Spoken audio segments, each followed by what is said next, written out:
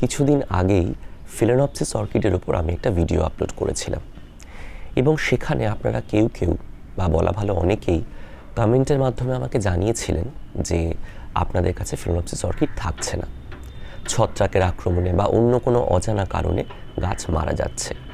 কেউ কেউ অত্যন্ত হতোদ্যম হয়ে পড়েছেন।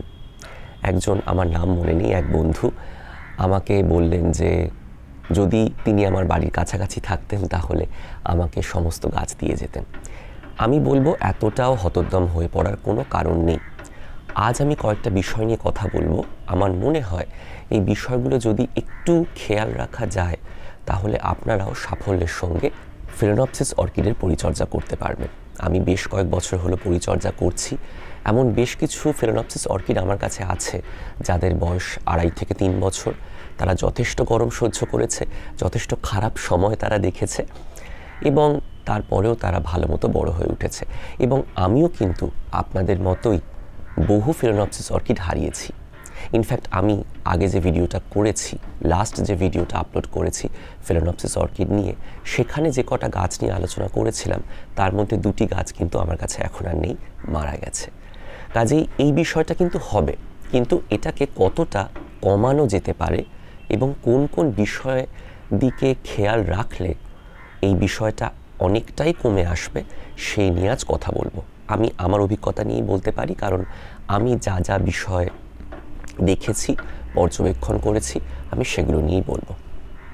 নমস্কার, আমি সায়ন্তন, আর ইন লাভ উইথ সয়েলে আপনাদের সবাইকে স্বাগত। আশা করি আপনারা সবাই ভালো আছেন। মূল বিষয় ঢুকে যাই।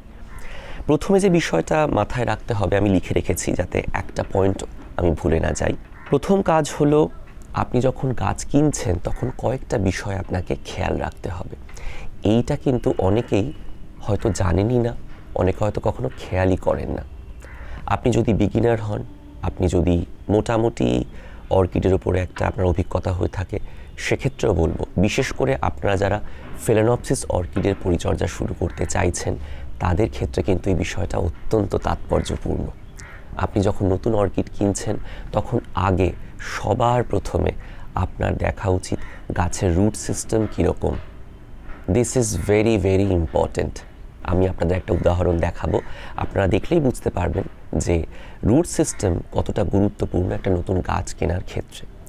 আপনি যে গাছটি সংগ্রহ করছেন অধিকাংশ ক্ষেত্রেই দেখা যায়, যদি আপনি অফলাইনে সংগ্রহ করেন, এটা আমার আগে বলে নেওয়া উচিত ছিল, যদি আপনি অফলাইনে লোকাল নার্সারি থেকে সংগ্রহ করেন তাহলে চেষ্টা করবেন যে গাছের শিকড় প্রচুর পরিমাণে চারদিকে ছড়িয়ে আছে পটের, কারণ সাধারণত যে কোনো ফিলেনপসিস অর্কিডের পট ক্লিয়ার পট হয়, অর্থাৎ আমরা বাইরে থেকেও ভেতরটা দেখতে পারি।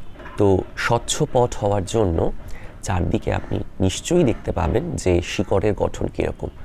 যদি আপনি সুন্দর পরিষ্কার সবুজ শিকড় দেখতে না পান এবং যথেষ্ট পরিমাণে শিকড় পটের বাইরের দিকে মিডিয়া থেকে ছাপিয়ে গিয়ে বাইরের দিকে আপনি দেখতে না পান তাহলে আপনি কিনতে যাবেন না। কারণ আপনাকে বুঝতে হবে যে যখন একটা পরিণত অর্কিড আপনি কিনছেন, ফিলেনপসিস অর্কিড, কারণ সাধারণত আমাদের লোকাল নার্সারিতে পরিণত গাছ আসে, ফুলসহ গাছ আসে, এবং যে গাছে ফুল এসে গেছে সেই গাছ পরিণত বলেই আমাদের ধরে নিতে হবে। এবং সেই পরিণত গাছের শিকড় যদি যথেষ্ট পরিমাণে না থাকে তাহলে বুঝতে হবে সেই কাল্টিভার বা সেই হাইব্রিডটি খুব একটা জোরালো নয়। এবং সেই জন্য এই ধরনের অর্কিডকে পরিচর্যা করা একটু কঠিন, কারণ তার শিকড়ের বৃদ্ধি খুব একটা জোরালো নয় এবং ভবিষ্যতেও প্রচুর পরিমাণে শিকড় তৈরি করবে এমনটাও কিন্তু বলা যায় না। অন্তত আমি আমার অভিজ্ঞতায় দেখেছি জোরালো শিকড়ের গাছে খুব দ্রুত নতুন শিকড় হয়, আর দুর্বল শিকড়ের গাছে অপেক্ষাকৃত কম শিকড় তৈরি হয় এবং সেটাও কিন্তু অনেকটা সময় নিয়ে নেয়। এবং গ্রীষ্মকালে যখন খুব গরম তখন শিকড় তৈরি হওয়াটা প্রায় বন্ধ হয়ে যায়।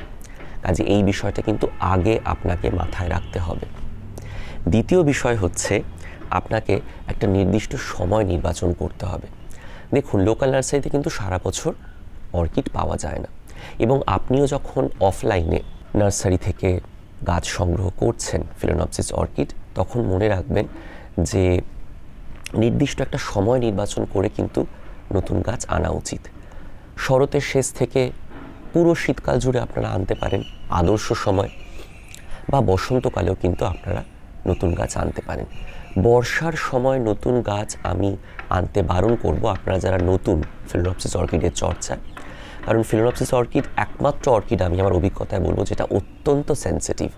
কিছু ডেনড্রোবিয়াম স্পিসিস আছে যারা অত্যন্ত সেন্সিটিভ, হিট সেন্সিটিভ, আরেকটি হচ্ছে এই ফিলোনপসিস অর্কিড, এরা অত্যন্ত হিট সেন্সিটিভ। উষ্ণতা, তাপ, অতিরিক্ত আর্দ্রতা এরা নিতে পারে না। কাজেই সেই জন্য আপনি একটা নির্দিষ্ট সময় নির্বাচন করুন। শরৎকাল থেকে শুরু করে হেমন্তকাল বা শীতের শুরু পর্যন্ত আপনি নতুন গাছ খুব সহজেই আনতে পারেন নির্দ্বিধায়। তবে আগের পয়েন্টটা আপনাকে মনে রাখতে হবে। আর বসন্তকালে আপনারা নিয়ে আসতে পারেন। জেনারেলি এই সময় আমাদের ভারতের জলবায়ুতে ফ্লাওয়ার স্পাইক আসে, নতুন গাছ হয়। তো সেই জন্য আপনারা যদি এই সময় নতুন গাছ নিয়ে আসতে পারেন তাহলে এক, আপনার পছন্দের রঙের ফিলোনপসিস অর্কিড নিয়ে আসতে পারবেন, আর দ্বিতীয়, আপনি দেখে বুঝে গাছটা আনতে পারবেন। এবং তৃতীয় যে পয়েন্টটা নিয়ে কথা বলছি, যেই নতুন গাছ আপনি আনছেন, যেহেতু আবহাওয়া সুটেবল, রাতের দিকে মোটামুটি ঠান্ডা, সকালের দিকে মোটামুটি ওয়ার্ম ক্লাইমেট এবং আর্দ্রতার পরিমাণ যথেষ্ট কম, বসন্ত এবং শরতের শেষ দিক থেকে যেহেতু আর্দ্রতা কমতে শুরু করে, এই সময়টা যদি নতুন অর্কিড আনেন তাহলে ফিলোনপসিস অর্কিড আনেন তাহলে আপনি খেয়াল করে দেখবেন গাছ খুব ভালো থাকছে এবং খুব দ্রুত আপনার পরিবেশের সঙ্গে খাপ খাইয়ে নিচ্ছে। এটা কিন্তু অত্যন্ত গুরুত্বপূর্ণ।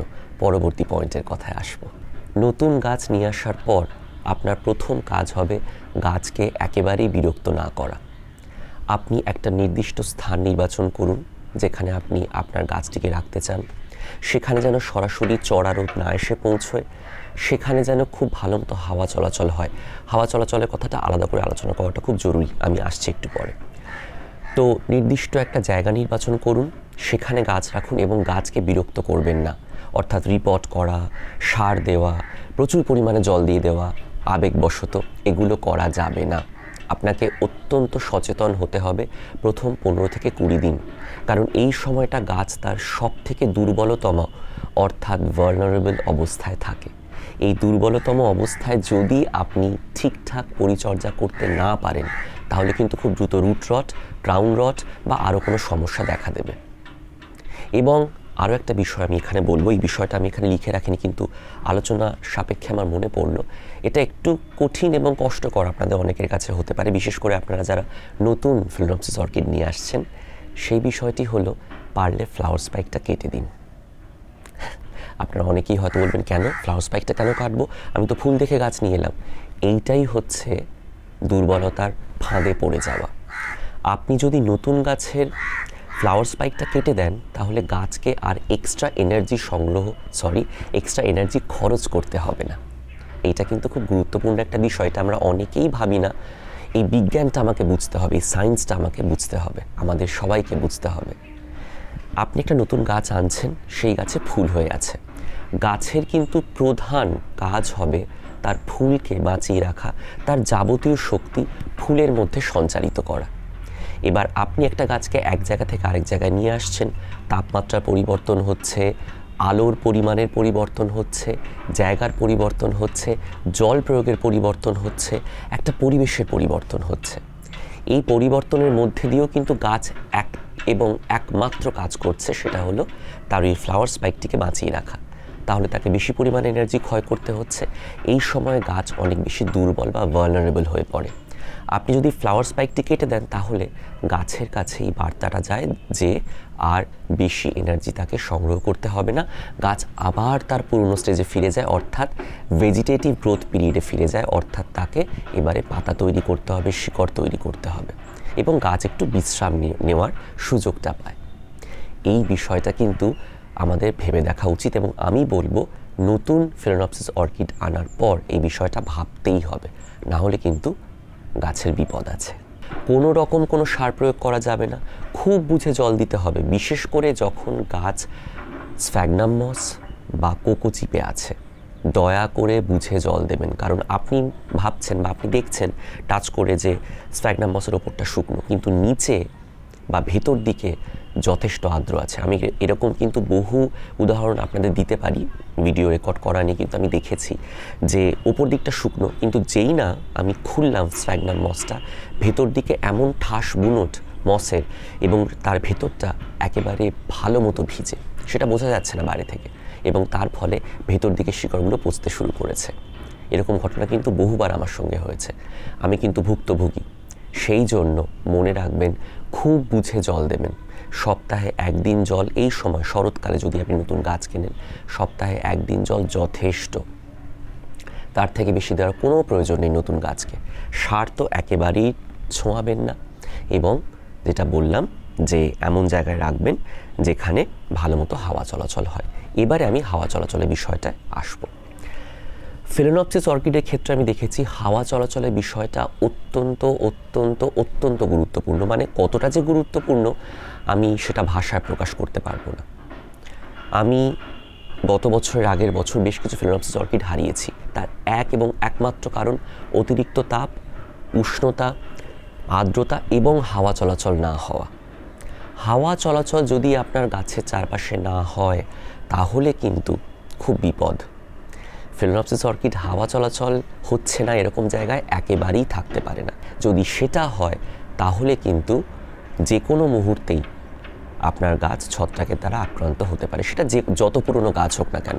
আমার 1.5 বছরের পুরনো গাছও এইরকম অবস্থায় ছত্রাকের দ্বারা ক্রাউন রট হয়ে মারা গেছে, আমি বাঁচাতে পারিনি। কাজে এটা কিন্তু অবশ্যই আপনাকে মাথায় রাখতে হবে। নতুন ফিলেনপসিস অর্কিডের ক্ষেত্রে এবং পুরনো গাছের ক্ষেত্রেও হাওয়া চলাচল হয় এরকম জায়গা নির্বাচন করতে হবে। সেরকম প্রয়োজন হলে নতুন গাছের ক্ষেত্রে কৃত্রিমভাবে হাওয়া চলাচল, টেবিল ফ্যান দিয়ে হোক, সিলিং ফ্যান দিয়ে হোক, হাওয়া চলাচল করান, তবেই কিন্তু গাছ ভালো থাকবে। হাওয়া চলাচল যদি না হয় তাহলে কিন্তু গাছ যে কোনো সময় ছত্রাকের দ্বারা আক্রান্ত হবে। পরবর্তী পয়েন্টের কথায় আসি। নতুন গাছে আপনি যখন জলের ব্যবহার করছেন তখন কিন্তু আপনাকে খুব সচেতন থাকতে হবে। আন্ডারগ্রাউন্ড ওয়াটার ব্যবহার করা যাবে না। আয়দার আপনি টাইম কলের জল ব্যবহার করুন, সাধারণত কর্পোরেশন থেকে যে টাইম কলের জল পাওয়া যায় সেই জল ফিল্টার্ড হয়, তাতে টিডিএসটা বেশ কম থাকে, সফট ওয়াটার হয়, একটু অ্যাসিডিক হয়। সেই জল কিন্তু অর্কিডের জন্য আদর্শ। এ প্রসঙ্গে আপনাদের একটা কথা বলি। আমি সেদিন একটা অর্কিডের ভিডিও দেখছিলাম বিদেশের, সেখানে বলছে একজন কমার্শিয়াল অর্কিড গ্রোয়ার তার অভিজ্ঞতা শেয়ার করছেন। তো সেখানে তিনি বলছেন যে বিরাট বড় তাদের ফ্যাসিলিটি, অনেকগুলো গ্রিন হাউস, সেখানে তাদের জল ব্যবহার করতে হবে এবং সার ব্যবহার করতে হবে। তো তখন তিনি সার ব্যবহার করার আগে তিনি একটু খোঁজ খবর নিয়ে বোঝার চেষ্টা করেন যে তাদের জলের টিডিএসটা কেমন বা তাদের জলের গুণমান কেমন, সেই জন্য জল টেস্টিংয়ের জন্য পাঠানো হয়। সেখানে যখন জল টেস্টিংয়ের জন্য পাঠানো হয় সেখান থেকে যে রিপোর্ট আসে সেই রিপোর্ট অসাধারণ। রিপোর্টে বলা হয় যে এখানে এমন অবস্থা জলের, মানে জলের পিএইচ এমন এবং টিডিএস এতটাই সাপোর্টিভ অর্কিডের বেড়ে ওঠার ক্ষেত্রে যে সারের প্রয়োগও প্রয়োজন নেই।